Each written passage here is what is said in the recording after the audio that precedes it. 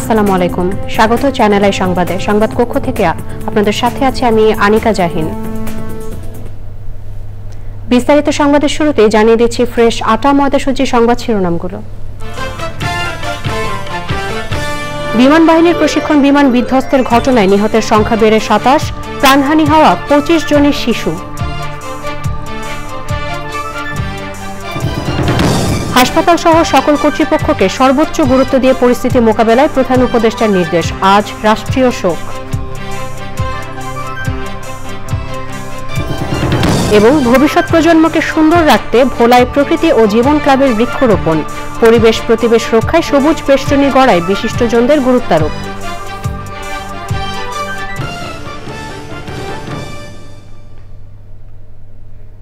সংবাদ শিরোনামগুলো জানাচ্ছিলাম। এখনকার সংবাদ আয়োজন একই সঙ্গে চ্যানেলের ইউটিউব চ্যানেল এবং চ্যানেলের ওটিটি প্ল্যাটফর্ম আই স্ক্রিনে লাইভ স্ট্রিম হচ্ছে। যাচ্ছি বিস্তারিত সংবাদে। রাজধানীর উত্তরার দিয়াবাড়িতে মাইলস্টোন স্কুল অ্যান্ড কলেজ ক্যাম্পাসে বিমান বাহিনীর যুদ্ধ বিমান প্রশিক্ষণের সময় বিধ্বস্তের ঘটনায় নিহতের সংখ্যা বেড়ে ২৭ জনে দাঁড়িয়েছে। যারা মারা গেছে তাদের ২৫ জনই শিশু। সকালে এক ব্রিফিংয়ে এসব তথ্য জানায় জাতীয় বার্ন ও প্লাস্টিক সার্জারি ইনস্টিটিউট। সেখানে আছেন জাকিয়া আক্তার, আমরা সরাসরি যাচ্ছি তার কাছে। জাকিয়া, বার্ন ইনস্টিটিউটের ব্রিফিংয়ে আর কি কি তথ্য জানানো হয়েছে?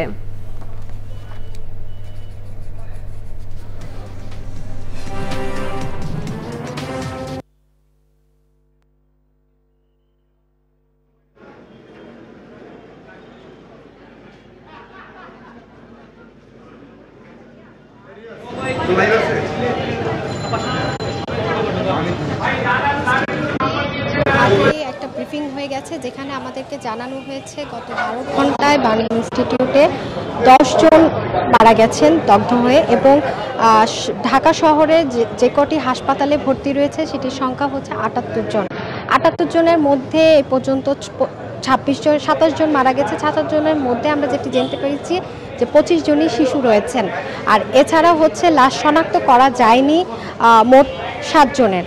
তো বার্ন ইনস্টিটিউটের অবস্থা যেখানে এতটাই মানে দুঃখজনক, সেখানে ঢাকা মেডিকেলের মর্গের কি অবস্থা সেটি জানতে আমাদের সহকর্মী আমাদের সঙ্গে রয়েছেন রিয়াজ, তার কাছে জানবো যে মর্গের অবস্থা কি। রিয়াজ, একটু জানাবেন মর্গের অবস্থাটা কি রয়েছে? যাকে আপনি জানেন যে এত বড় দুর্ঘটনা ঘটেছে, এরপরে আসলে ২৭ জনের মৃত্যু ঘটলো, যার মধ্যে ২৫ জনই শিশু রয়েছেন। মর্গে আসলে কাউকে রাখা হয়নি। এখানে প্রত্যেকটা পরিবার আসছেন এবং তাদের ২০ জনকে টোটাল লাশ হস্তান্তর করা হয়েছে আমরা দেখতে পেয়েছি। এখন পর্যন্ত যে লাশগুলো হয়েছে তার মধ্যে ২০ জনের আসলে পরিচয় পাওয়া গেছে এবং ৭ জনের পরিচয় কিন্তু এখনো পাওয়া যায়নি। তো এখন পর্যন্ত ২০ জনের হস্তান্তর করা হয়েছে, এটা আমাদের সবশেষ তথ্য রয়েছে। যেটি বলছিলেন রিয়াজ, যে লাশ আসলে ২০ জন স্থানান্তর করা হয়েছে পরিবারের কাছে, তারপরেও আসলে পরিবাররা আসতেছেন, অনেকে আসলে তাদের সন্তানকে আসলে এখনো খুঁজে পাননি। যারা খুঁজে পাননি তাদের সন্তানদেরকে তারা এখনো খুঁজে বেড়াচ্ছেন আসলে কোথায় আছে তার সন্তান। তো বার্ন ইনস্টিটিউটের অবস্থা এখন এই পর্যন্তই আমার কাছে আছে। প্রিয়াঙ্কা, ধন্যবাদ জাকিয়া আপনাকে। প্রশিক্ষণ বিমানের দুর্ঘটনাস্থলের এখনকার পরিস্থিতি জানতে আমরা সরাসরি যাচ্ছি উত্তরার দিয়াবাড়িতে মাইলস্টোন স্কুল অ্যান্ড কলেজ ক্যাম্পাসে। সেখানে আছেন সাদি মাহমুদ। সাদি, মাইলস্টোন স্কুল অ্যান্ড কলেজের এখনকার পরিস্থিতি আমাদেরকে জানান।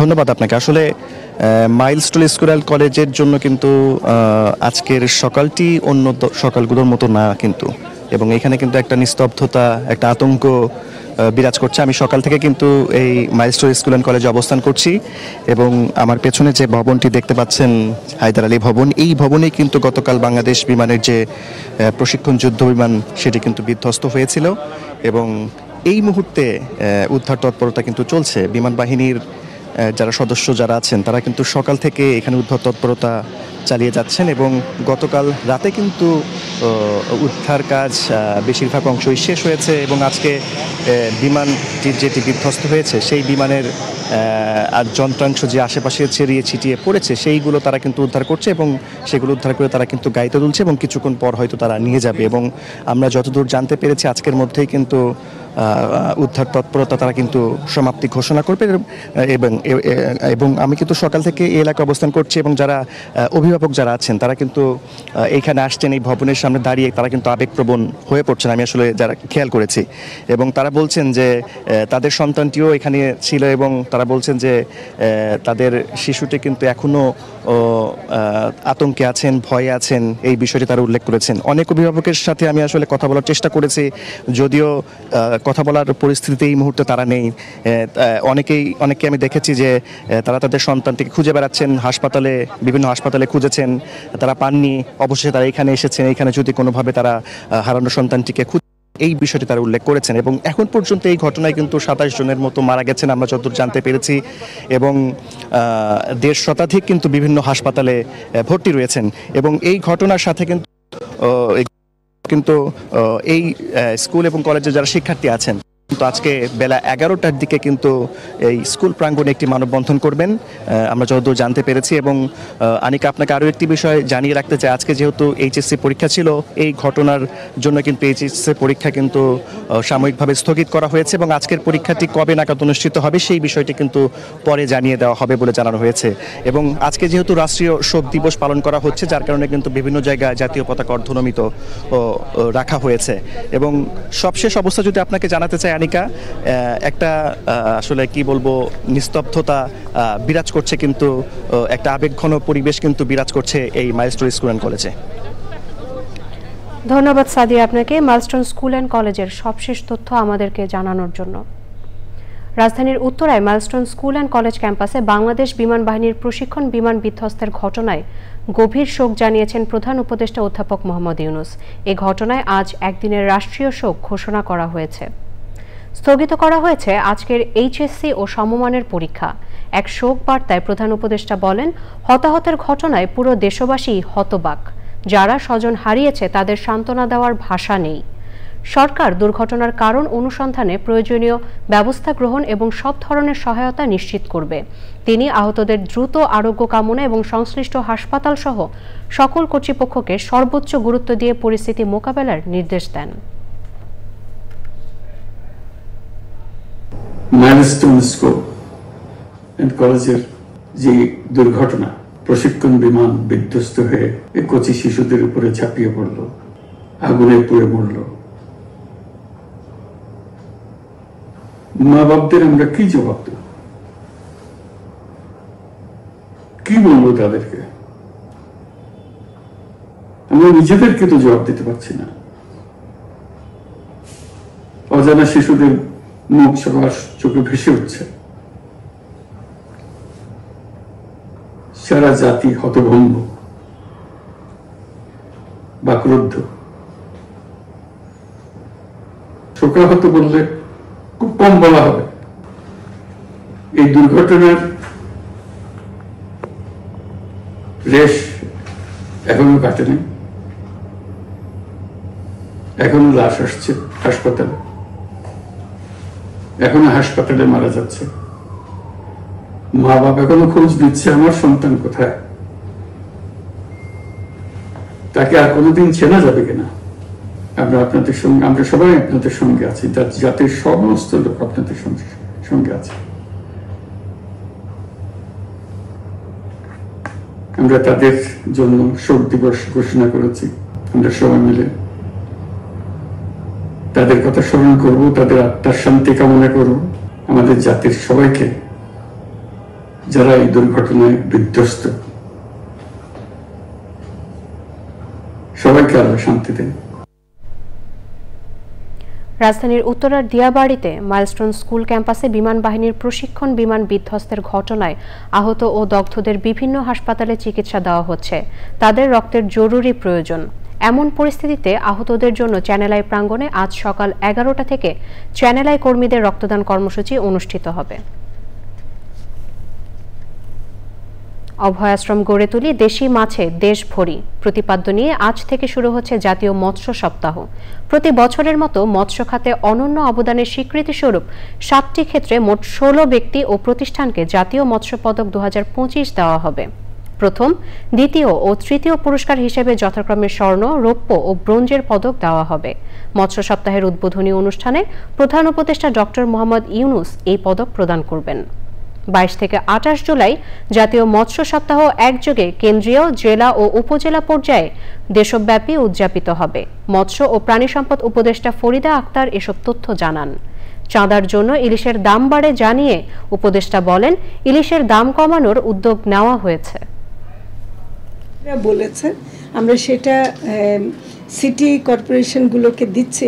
ওরা বলছে যে একদম ওই সময় যে চাঁদাবাজিটা হয় এবং কিছু টোলের কারণে ওদেরও এটা খরচের মধ্যে বেড়ে যায়। আমরা ডিজেলের জন্য অনুরোধ করেছি যে ডিজেলের দাম কমানো যায় কিনা। আমরা চেষ্টা করছি যে যেসব কারণ তারা বলেছেন যে কারণে বাড়ে সেটাকে আমরা সরকারিভাবে কিছু কমাতে পারি কিনা। সবুজে সাজাই বাংলাদেশ স্লোগানে ভোলায় বৃক্ষরোপণ ও চারা বিতরণ করেছে প্রকৃতি ও জীবন ক্লাব। ধুঁকতে থাকা পরিবেশ প্রতিবেশ রক্ষায় সবুজ বেষ্টনী গড়ার অংশ হিসেবে চারা রোপণ পরবর্তী পরিচর্যায় গুরুত্বারোপ করেন বিশিষ্টজনেরা। ভবিষ্যৎ প্রজন্মকে প্রকৃতি সংরক্ষণের গুরুত্ব ও পরিবেশ বান্ধব জীবনাচারে অভ্যস্ত করতে এমন উদ্যোগ ইতিবাচক ভূমিকা রাখবে বলে মত পরিবেশবাদীদের। ভোলা থেকে হারুনা রশিদের তথ্য ও ভিডিওচিত্রে মোশাহিদ রনির রিপোর্ট। উন্নয়নের নামে নির্বিচার প্রকৃতি ধ্বংস আর ক্রমবর্ধমান বৈশ্বিক উষ্ণতায় সভ্যতা যখন অস্তিত্ব সংকটে, তখন সারা দেশের পাশাপাশি ভোলাতেও প্রকৃতি ও জীবন ক্লাবের ব্যাপক সবুজায়ন কর্মসূচি।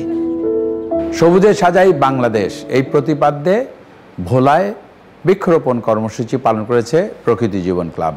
এই যে গাছ, এই গাছ সম্বন্ধে যত বেশি আমরা আলোচনা করব, এর উপকারিতা যত বেশি আমরা জানতে পারবো, ততই কিন্তু আমরা গাছ লাগানোর ব্যাপারে উৎসাহী হব। সুতরাং স্কুল, কলেজ, মাদ্রাসা সব ছাত্রছাত্রীদের কিন্তু আমাদের এই মেসেজটা দিতে হবে যে একটি বৃক্ষ সে কী ধরনের উপকার করে।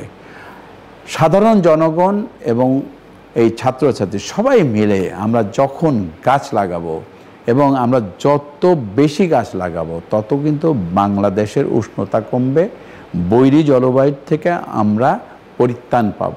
আসুন আমরা হাতে হাত মিলিয়ে সবাই এই বৃক্ষরোপণ কর্মসূচিকে এগিয়ে নিয়ে যাই। কর্মসূচির অংশ হিসেবে ভোলার সদর, বুরহানুদ্দিন উপজেলা সহ দুর্গম ও বিচ্ছিন্ন দ্বীপ চর কুকরিমুকরির বিভিন্ন স্থানে ফলদ, বনজ ও ঔষধি সহ নানা প্রজাতির বৃক্ষরোপণ ও চারা বিতরণ করা হয়েছে। বর্তমানে বৃক্ষনিধন, দূষণ ও জলবায়ু পরিবর্তনের ফলে প্রাকৃতিক পরিবেশ মারাত্মকভাবে ক্ষতিগ্রস্ত হচ্ছে।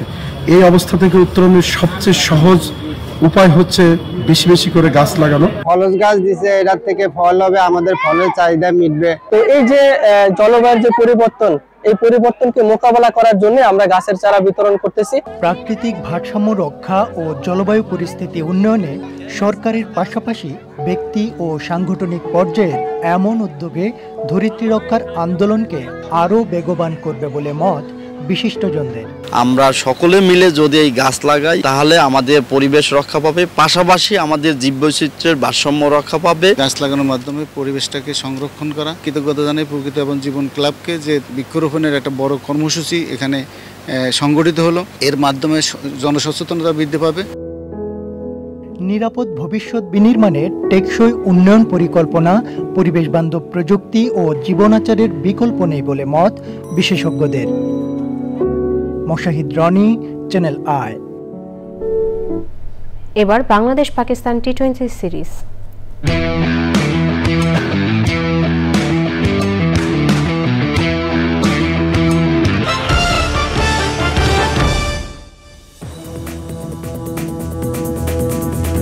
স্বাগত আরো একবার চ্যানেল আই সংবাদে। সুস্থ হয়ে হাসপাতাল থেকে বাসায় ফিরেছেন নন্দিত লালন সঙ্গীত শিল্পী ফরিদা পারভিন। বেশ কিছুদিন রাজধানীর ইউনিভার্সাল মেডিকেল কলেজ হাসপাতালে ভর্তি ছিলেন তিনি। হাসপাতালের ব্যবস্থাপনা পরিচালক ডাক্তার আশিস কুমার চক্রবর্তী এ তথ্য জানিয়েছেন। তীব্র শ্বাসকষ্ট নিয়ে গত 5 জুলাই রাজধানীর ইউনিভার্সাল মেডিকেল কলেজ হাসপাতালে নিবিড় পরিচর্যা কেন্দ্রে ভর্তি হন ফরিদা পারভিন। দীর্ঘদিন ধরে কিডনির অসুখে ভুগছেন তিনি। এবারে নিটল টাটা কৃষি সংবাদ।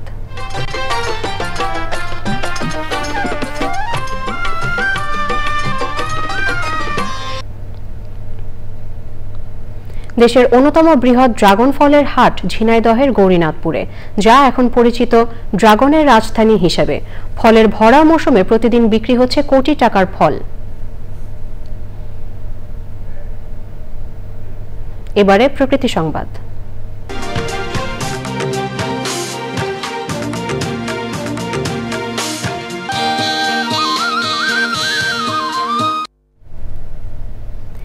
পরিকল্পিত বনায়ন করে সবুজ বাংলাদেশ গড়ি প্রতিপাদ্যে খুলনায় শুরু হয়েছে 3 সপ্তাহের বৃক্ষ মেলা। আয়োজন করা হয়েছে বিভাগীয় বৃক্ষরোপণ অভিযান ও বৃক্ষ মেলা। বিভিন্ন শ্রেণী পেশার মানুষের পদচারণায় প্রাণবন্ত হয়ে ওঠে মেলা।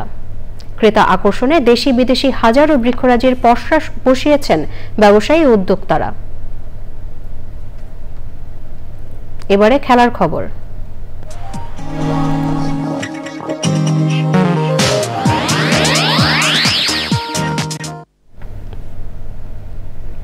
দেশবাসীকে আরও একটি ট্রফি উপহার দিল বাংলাদেশ নারী ফুটবল দল। উত্তরায় বিমান বিধ্বস্তের ঘটনায় শোকে মুহ্যমান জাতির হৃদয়ে খানিকটা সান্ত্বনার প্রলেপ বুলিয়ে সাফ অনূর্ধ্ব 20 নারী ফুটবল চ্যাম্পিয়নশিপের শিরোপা ধরে রাখল বাংলাদেশ। অঘোষিত ফাইনালে নেপালকে 4-0 গোলে বিধ্বস্ত করে শিরোপার উল্লাস স্বাগতিক মেয়েদের। হ্যাট্রিক সহ 4টি গোলই করেছেন বাংলাদেশের সাগরিকা।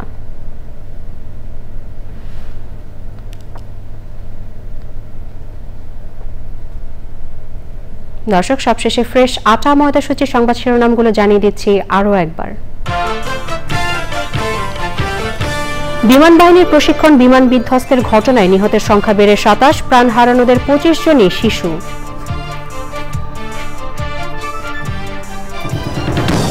হাসপাতাল সহ সব কর্তৃপক্ষকে সর্বোচ্চ গুরুত্ব দিয়ে পরিস্থিতি মোকাবেলায় প্রধান উপদেষ্টার নির্দেশ, আজ রাষ্ট্রীয় শোক। এবং ভবিষ্যৎ প্রজন্মকে সুন্দর রাখতে ভোলায় প্রকৃতি ও জীবন ক্লাবের বৃক্ষরোপণ, পরিবেশ প্রতিবেশ রক্ষায় সবুজ বেষ্টনী গড়ায় বিশিষ্টজনদের গুরুত্বারোপ।